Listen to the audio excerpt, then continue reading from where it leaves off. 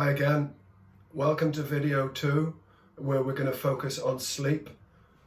In the first video we explained the different areas of the brain where we're either going to be relaxed or the emotional part of the brain, our primitive thinking, when we become stressed.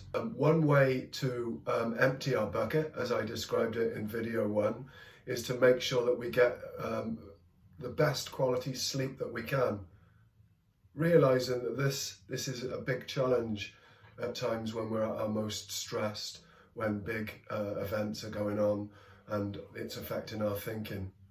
But during REM sleep particularly, which stands for rapid eye movement, something very important happens that connects the worried primitive part of our brain with the modern intellectual part. You know how REM sleep works. Perhaps you're feeling quite stressed about something, you go to bed and you're still thinking about it, and then when you sleep you dream, and during this dream REM sleep the bad memories, bad thoughts and negativity is moved into the intellectual part of your brain whilst you dream, effectively clearing out your stress bucket so that you wake up in the morning feeling de-stressed as well as refreshed. One of the problems with REM is if you're really stressed with a really full bucket, you tend to find that you need a lot of REM sleep. Some people find that they're tired quite a lot. It's because they're not having the right amount of sleep. So we get into a sort of vicious cycle. Also, you might find that you have trouble getting to sleep. You have trouble staying asleep, you wake up in the night at 3 o'clock in the morning or whatever, you can't get back to sleep. So we're in a kind of vicious cycle whereby we need the right amount of REM sleep, but because we're so stressed, it affects our sleep.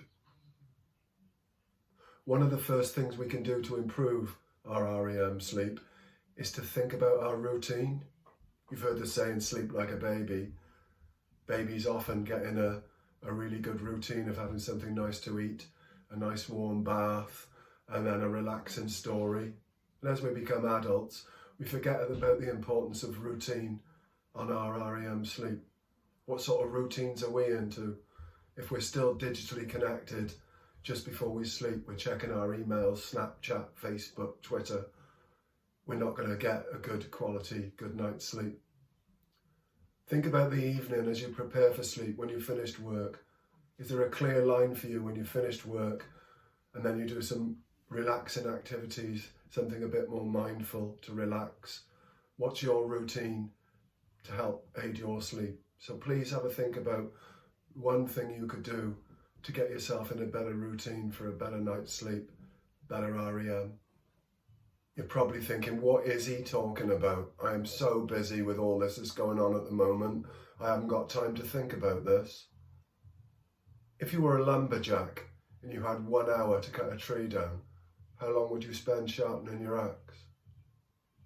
Maybe you wouldn't bother, but I doubt you'd get very far with a blunt axe. So think about the effect on your thinking, decision making, resilience, if you're not getting good rest and good sleep, whenever you can. So do yourself a favour and have a real good think about what you're doing to look after your sleep.